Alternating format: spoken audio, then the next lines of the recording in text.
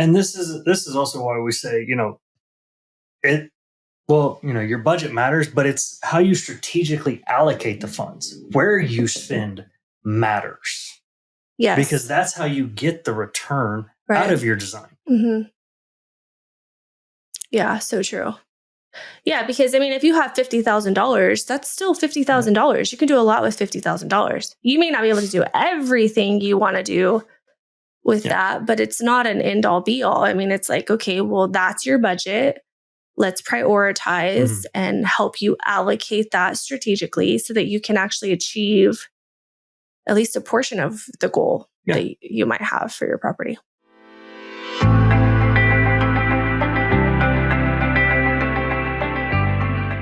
So when you hire an interior designer, most people think that means, pretty pillows, a nice table lamp. But in reality, hiring the right designer can actually increase the value of your property. Yeah, we've seen it a ton. Good design choices can mean higher rents, higher sales prices, retention of better tenants, and working with the right designer can help you to truly gain and get to that point. On today's episode, we will be sharing with you how to strategically work with your interior designer to ensure that every dollar you spend adds value. Let's kick off today's conversation with talking about how interior design is not a luxury, it is actually an investment. Great design is not just about spending more money, it is about strategically allocating your resources and spending money smart to ensure that you're actually putting your money to work for you. Yeah, it takes the same budget and it turns it into something that looks great and feels great and actually even feels twice as valuable in there. If somebody's going to walk into a home and they're going to see how you've intentionally used your budget or made strategic design choices, and they're going to pay for it. Sometimes even not realizing it because it creates an emotion within them that says, I want to be here. Well, I was going to say too, I feel like luxury is a perspective.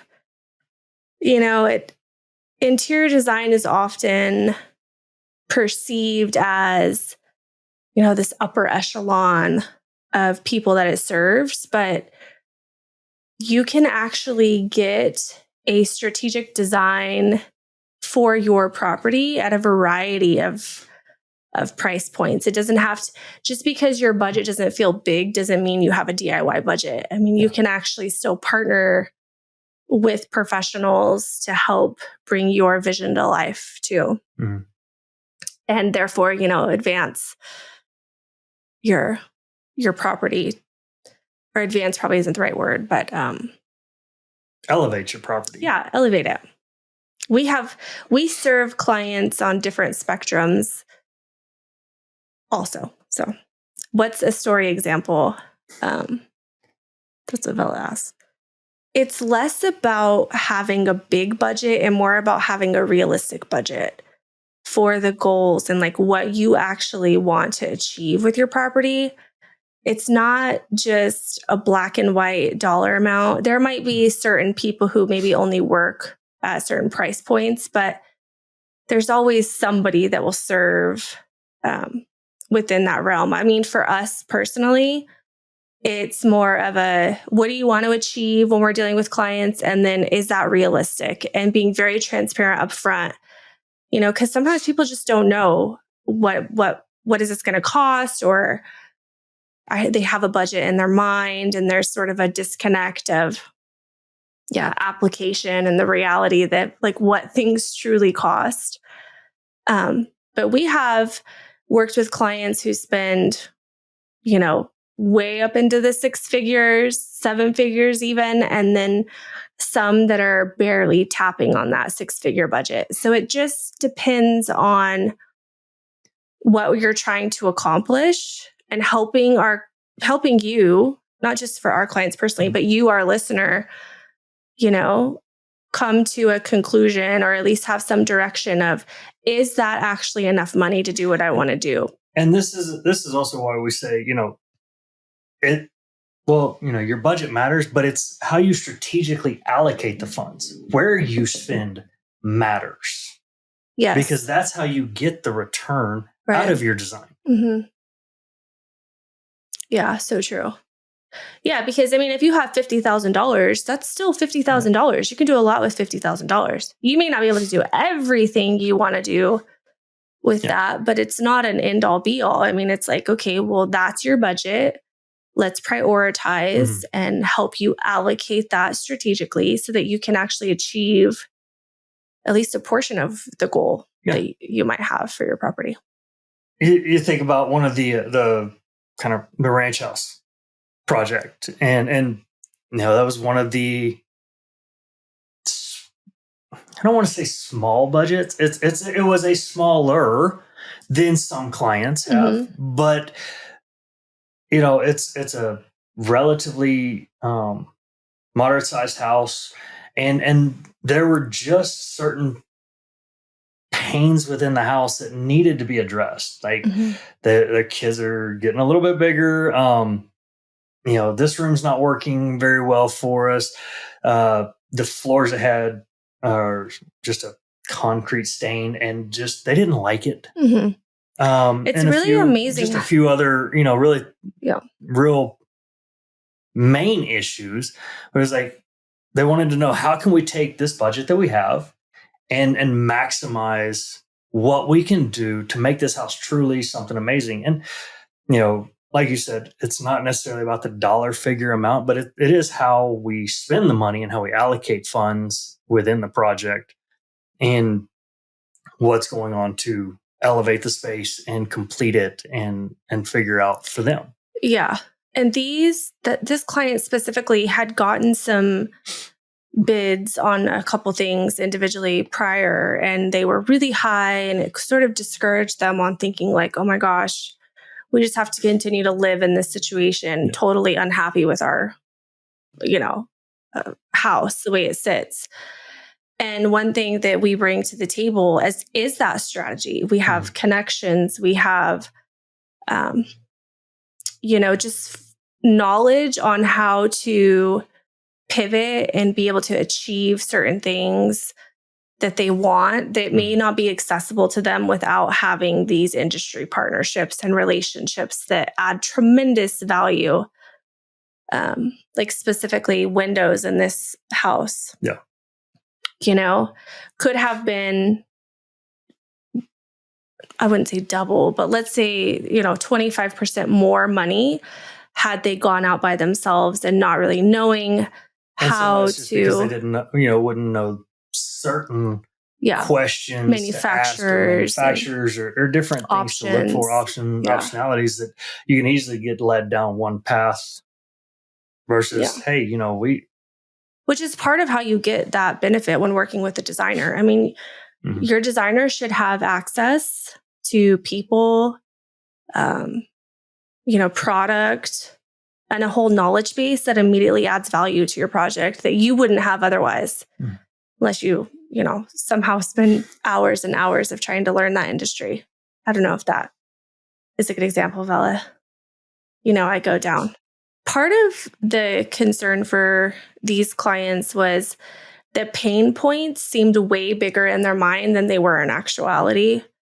So it can become very daunting for people. It's an overwhelming, I just don't know what to do.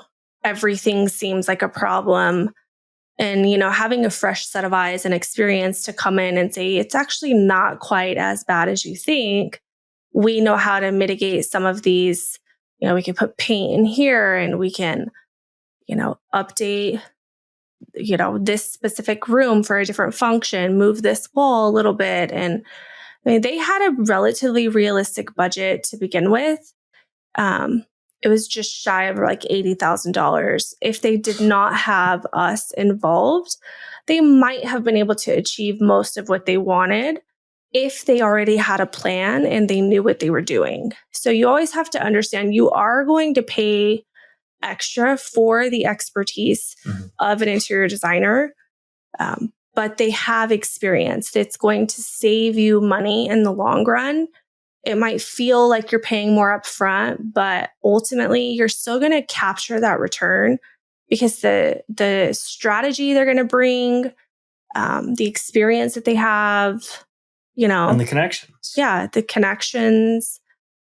I mean, so either way, we told them you're pretty close realistically to what you want to accomplish. We think we could do that, but you still have to pay for me. And so they were open to the idea. We kind of gave them an idea, and we got the price up, another maybe 30,000 or something. And until you have a defined design, it's really difficult to give people a precise number of what things are going to cost, especially when you're dealing with commodities and prices are always changing.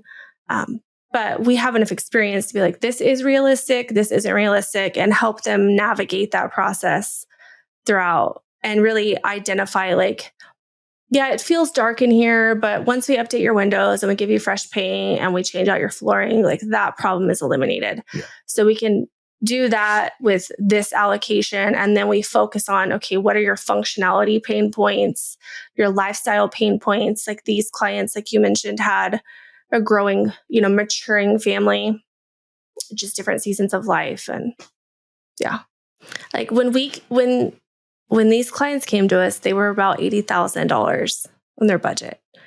Part of this is I'm just going to say this while we're recording. I don't care, whatever, right now.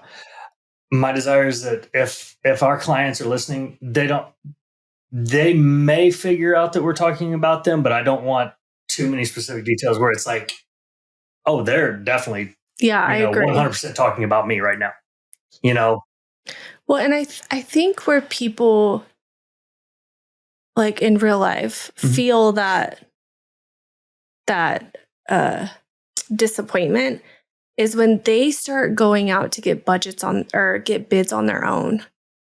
And they have no like relativity of like, how much does it really cost to do this? This guy told me 30,000, this, and we kind of come in and but genuinely, that's what people do is they think, oh, I don't like my kitchen. I'm going to renovate my house. I'm going to find a contractor. And the contractor comes in and he says, well, what do you want to do? And they're like, well, it's just dark, or I want it more modern, or I want to update it. And then there's no plan to execute. They're just sort of, or they'll come in and say, I can do it for $80K. They'll rip up half your kitchen and then say, well, now it's actually going to be 125 and we still need to know exactly what you want to do. And it's a very encumbrous.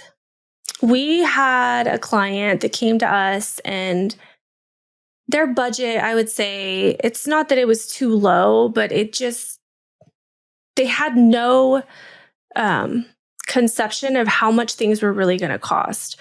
They had gone out on their own before and gotten a few bids for work, but there was no plan on how to resolve, the feeling of a dark room or the discontent with how they flowed with their family in the primary living area. And some of the efficiencies within the house. Yeah. Like their master bathroom, a huge pain point. It wasn't really designed for two people very well. And so they had a lot of like discomfort and pain points, but there was no connection to what is this really going to cost and how do I make decisions to do it? Like there's no structure in that strategy that a designer will bring to you that a general contractor is not going to bring to you. Your general contractor is there to perform the work. You've got your designer to help you strategically figure out what work needs to be done. Yeah. And how to get it done. Yeah, their budget wasn't a huge budget, but it was doable for the vast majority of everything that they were actually wanting to do if we did it strategically. So helping bring like some clarity to the situation on what things really cost to achieve their goals, where that stood in alignment with sort of their initial thought of a budget.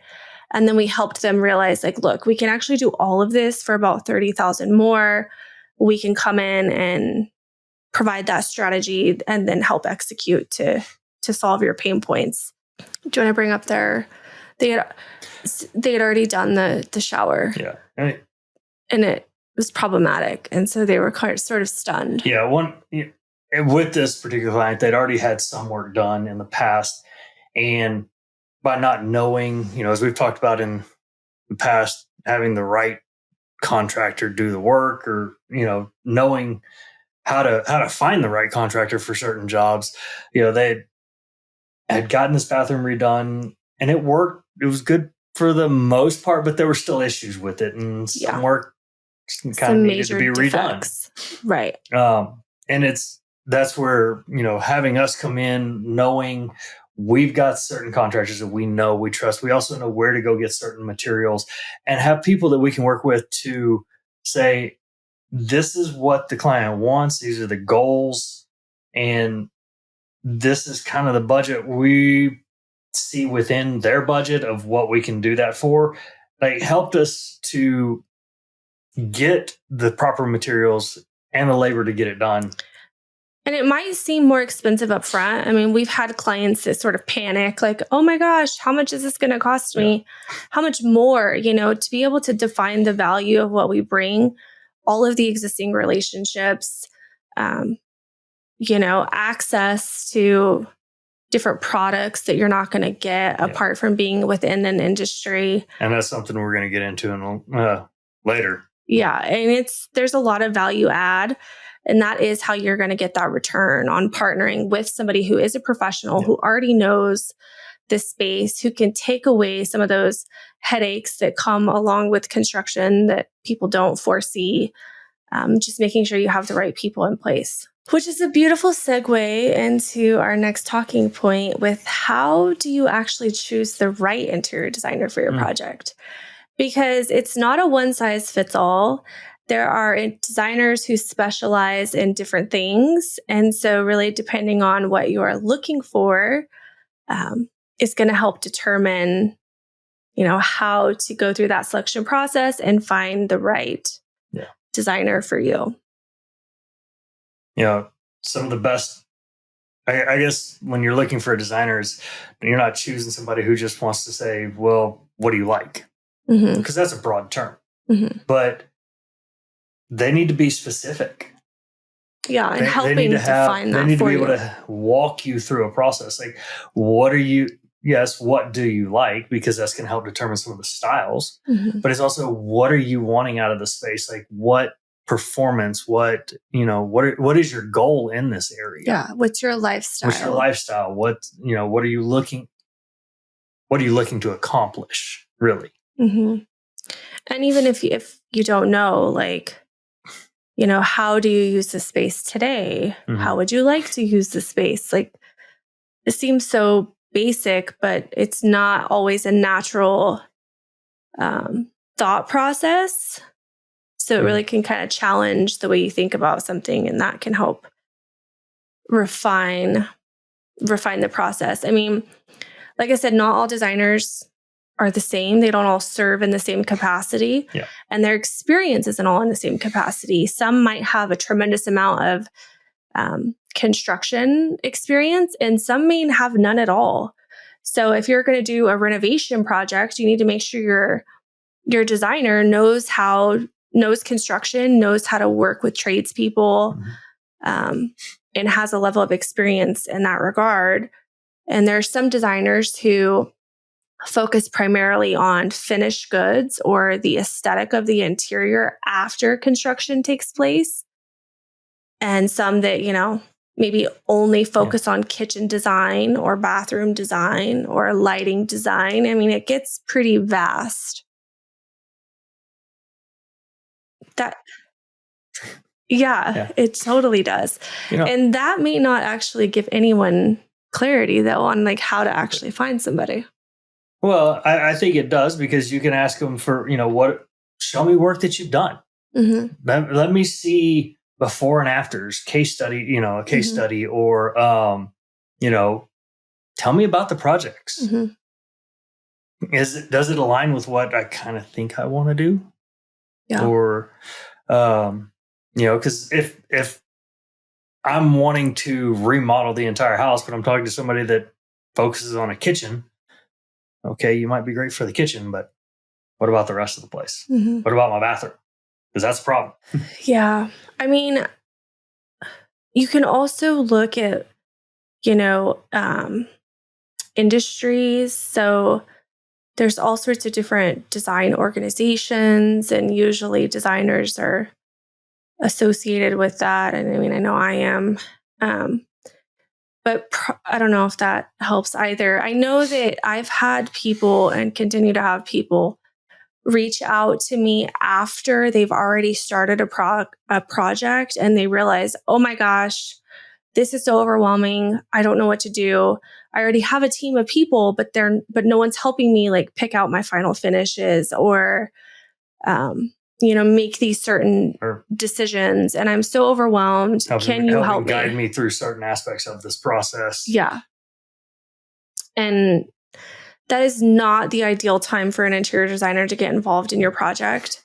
It can feel like a quick fix, and we can definitely still help, but it is not ideal because interior design requires so much planning, forethought, preparation, and collaboration with a team that when you jump in after a project's already going, it just, it takes a different level of learning curve and relatability. And there's a whole nother slew of dynamics that come with that. One of the things, kind of like you alluded to at the very beginning here, people think a designer is there for, just the pretties, the aesthetics, the final finishing touches, when in reality, having a designer start with you from the beginning can actually save you a lot of process and a lot of trouble in the end. Yeah. Because they help you strategically think about the design and how it's laid out and what's going to happen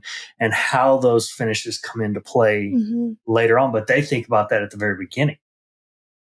And so they help to guide you through so that the process runs smoother, runs more efficiently, and saves you money in the end, ideally. It does cost sometimes a little bit more up front. And we'll talk about this in another episode too, but like how that upfront plan saves trouble time in the middles, which is where it can cost you the most. But they're going to help you define scope too. Yeah. A good designer, I'm going to say, will help you define that scope. Yeah. Of, again, thinking strategically of where your budget is going to gain you the most return, where it's going to benefit the most to spend here versus here, and help to lay that out and plan it. Yeah. You may think I want to redo the entire room. Well, the designer is there to help you say, you know what, really, we don't need to tear down this wall. We just need to repaint. That's going to help lighten this up because that's your pain point. Or we can change this aspect and accomplish this goal versus having to just completely gut everything, or for what you actually want to do in this one, maybe it is a full gut. I don't know. There's a lot of moving parts to it. So things to look for and take note of when you're having a conversation with an interior designer. Are they asking you probing questions that are making you think about future use or function of a space? Asking you questions or leading you in a direction to make you, evaluate your space in a way that maybe you aren't. I mean, the goal first and foremost is to help identify, what do we really need to do? What is your real goal? It sounds so simple, but actually, not everybody has that's actually that. The hardest part to really figure out of what I need to do is, what is my actual goal? Yeah. I want a new space. That's very broad. And they get overwhelmed with like all the decisions, or you'll hear, I don't know. I just don't like it. So being able to really refine that and get you to a point where you can start developing like concrete ideas, like, okay, this is actually what I want or what I think I want. And then them being able to lead you in that direction. Not necessarily things like, just purely, well, what do you like? Or what's your color palette? Or what design trend do you like? That's going to identify to you that they probably are not construction experts. They might be focused on the latest design trend, or they might be good at the finishings, Yeah. the final finishings, but not necessarily all of the steps in getting to there. I mean, yeah, because again, yes, there are designers who are great with the construction from start to finish, and then there are those that I can walk into a space and I can change this and this and this little bitty thing here, yeah, and dress it.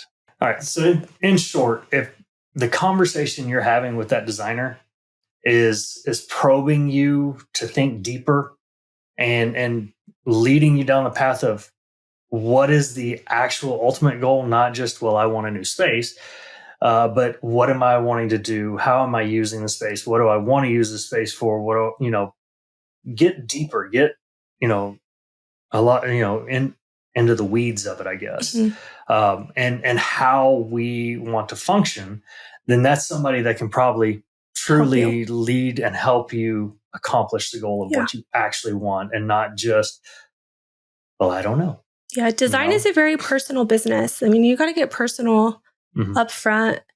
It will grow as you kind of let your guard down. But, for them to really serve you, they've got to get to know more about you. So as your designer is getting to know you, you have to really be transparent up front. It's going to save you time and energy in the end. And you've got to develop a budget. We have heard so many times, I don't have a budget. The sky is the limit. That's all. Everyone has a budget, or at least an expectation. If it's not a financial expectation, there's some expectation that you have to communicate up front so that the plan can be focused on that expectation, maximizing your ROI. If your intended goal isn't clear, you're not going to hit it. Yeah. You won't be happy. They won't be happy. There's a level of clarity and communication that comes in order to reach that goal. Yes. Otherwise, neither party is going to be happy in the end. Interior design is really about partnership and collaboration. Your designer should not be making every decision for you and dictating the whole process. You need to take on a level of ownership and responsibility as a partner to make sure you're happy with the decisions, you understand enough throughout the process. And we've said it before, you are the CEO of your project, but a good CEO doesn't micromanage every aspect of it. They delegate to the people who they've hired for their expertise. This is what I am wanting, and make it happen. I'm going to trust your process. You know what you're doing. You know how to do it. Let's go. And trust is the biggest thing you can bring into that collaborative relationship. You have to trust the process, trust the people, and trust the process. Trust the process. That's a big one. And it's a hard one to do sometimes. Yeah, because it requires a level of relinquishing control. I mean, that is the thing I think we see the most of with interior design clients, is either they're completely disengaged and they just don't want to respond to active participation. Which makes it hard to actually complete the goal because the goal's not truly stated. And again, that's where we talk about clarity and communication, collaboration. Right. In order to bring this thing full circle. Or the other extreme of, I have to micromanage everything and I don't even understand what's going on, that I am costing myself more time, more money, and definitely more pain. Like we've joked, you don't tell your attorney how to fight for you in the courtroom. There's a reason. I don't tell my mechanic how to fix my truck. You can't tell your designer how to design your space. You've got to trust that they have a plan that you've developed together. There's a process that maybe they understand that you don't, and you have to go through it.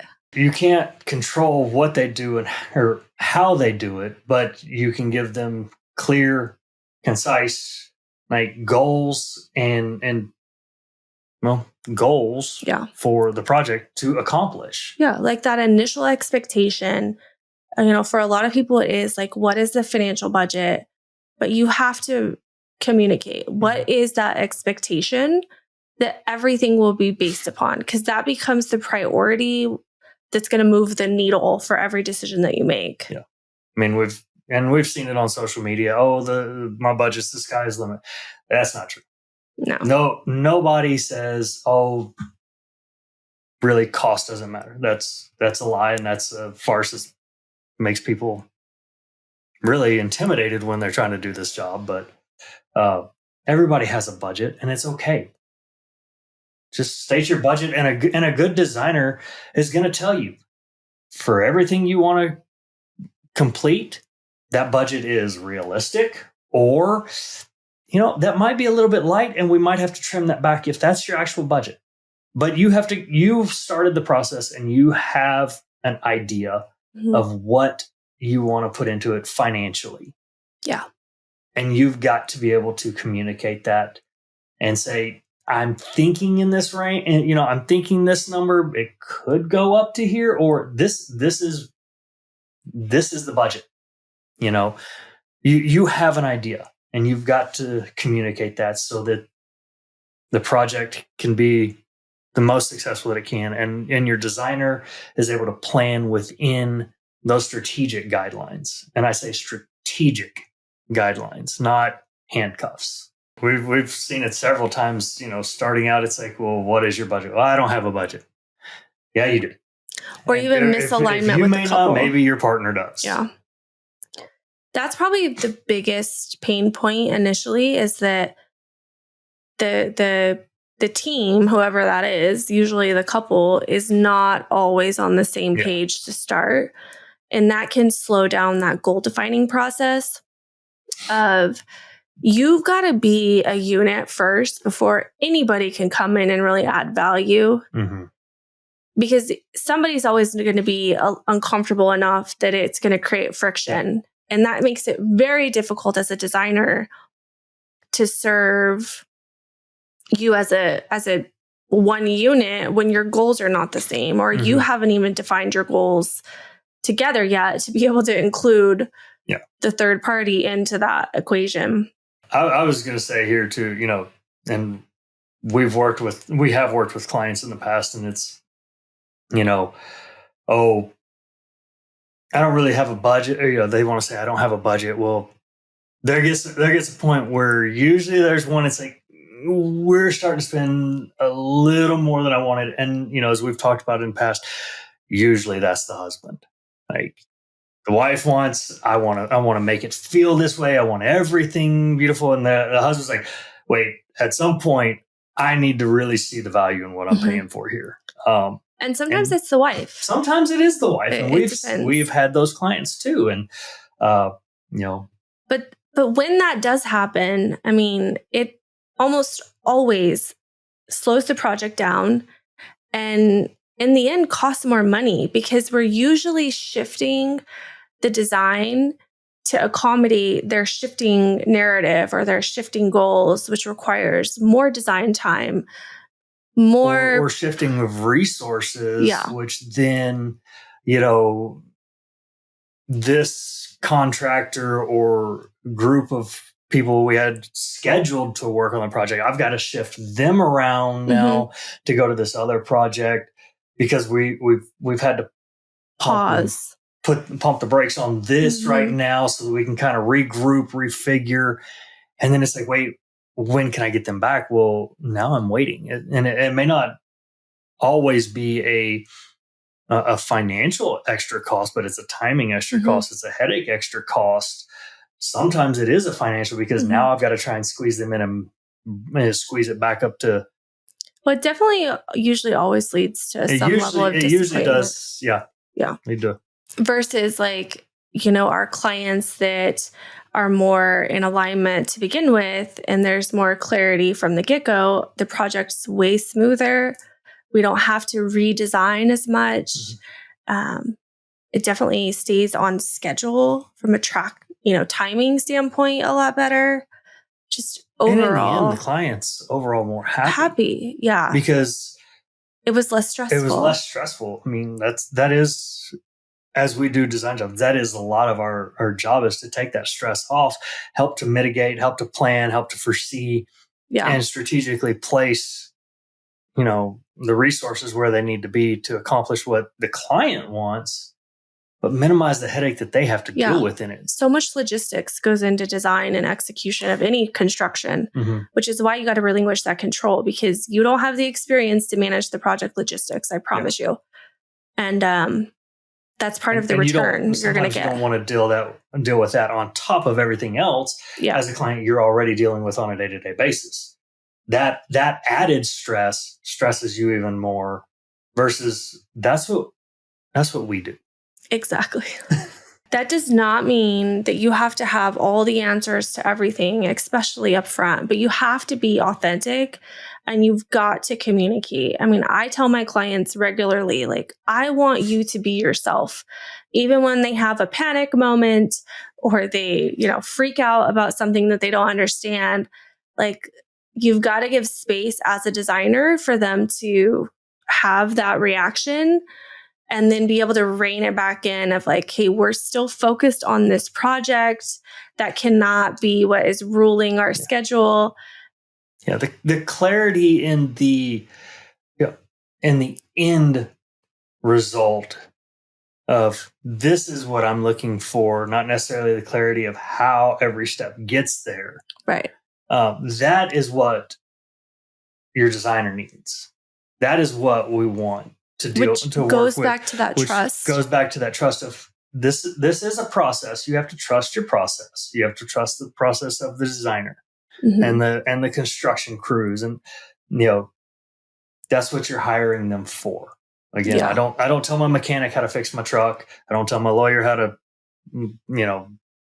fight a litigation or whatever, but and you don't tell your designer how to design the space. You tell them, this is what I want, and these are the, I guess, certain constraints. This is my budget. But also there can be a huge disconnect in the process that I think is probably even more of a common pain point I see, is they might know what they want and show you a picture. I want this. But the process on how to achieve this is where they usually try to micromanage or get, you've got to relinquish. Like, you showed me what you want. We've established the goal. Everything's going down that trajectory. You cannot expect to understand the full process, not having that experience, which is why you hire the right team to come in and execute. Your designer should be adding value from an execution standpoint that is beyond your ability to understand, because that's what they do. That's not what you do. And not micromanaging and trusting the process, even when you don't feel like anything's happening. There's a lot that goes into it. I mean, like they say, right? Rome wasn't built in a day. Exactly. So let's focus on some mistakes, or let's share with them some mistakes we see often. Common mistakes or missteps that we've seen when it comes to like working with a designer or hiring a designer specifically. Like, don't just hire for personality or likability. You need to be comfortable with who you're working with, but there's got to be more depth. Just like any relationship, you've got to have a little depth, because that initial personality might be fleeting. You're hiring for processes. How do they know what they're doing? Can they actually show you and walk you through? This is what we're going to do. Yeah. Because if they can't explain, this is how we can move forward, then we might have a problem. Don't just hire for status. I see this a lot where people, maybe somebody gave them a referral, like, oh, this is the biggest, best designer in this space, luxury designer, or whatever the tagline This might is the be. hottest new name. Yeah. And then that person isn't the right fit for you. And then people come to me and they're like, I just don't feel like I can be myself with this person or really tell them what I want. It's like, that's a red flag. It's your project at the end of the day. You're going to live in this house. If you can't communicate with these people, they're not the people you should be working with. Don't micromanage the process. We've joked about it a little before. I don't tell this guy how to do this job. I don't tell this guy how to do this job. I'm not, if you're not the designer, don't be the designer. Exactly. That's what you hire the designer for. Micromanaging will for sure cost you more money in the end. Yeah. I've asked my framer questions like, well, what if we did this? And he just looked at me and said, no, you're not going to be happy. I promise you. You want that wall like this? Okay, I got it. I got you. Don't hire a designer purely for aesthetics or beauty. There has to be strategy, or else your designer could be a liability, not an asset. Beware of someone who says, I can do it all. I can do it all. Everyone has a level of limitations, which is why collaboration is key. And anyone who comes in, especially as a designer, and gives you a price for a project without having a design for a project, I would run the other way. Mm-hmm. It's impossible to put a price on a project that has no scope of work yet. They'll be able to give you a price for their design fee or services, but you need a design first. Mm-hmm. That's the same thing with a contractor, by the way. Yeah. Collaboration is essential. It's essential to a successful design, with you. Your designer should be collaborating with you, and then execution of that design. So they've got to be able to collaborate with other partners that actually bring the full vision to life. Yeah. So like when you're working with a designer and you've got to be strategic, they need to be working with you strategically, because you're not just buying style, you're buying performance. Mm-hmm. So when you plan that next project, don't necessarily go into, well, what's all this going to cost me, but what is my return coming back? Yeah, because design is an investment. Design is an investment, and it's a big investment, And it should be producing you a return, especially when done right. I always ask, do you like this? Do you like what you hear? Obviously you do, or you wouldn't be listening still. So make sure you have subscribed and you're following, because we are giving you fresh, real world content that will definitely add value to your projects and to your life. So if you have questions, you have comments, hit us up on social media. Send us a comment, send us a question. We'll see what we can do to help you out. Yeah, if you have a thought or an idea on a topic we haven't discussed yet, let us know. We can definitely touch on those points also. And we'd love to hear what exactly you want to hear from us. So. What's got your wheels turning? See you in the next episode.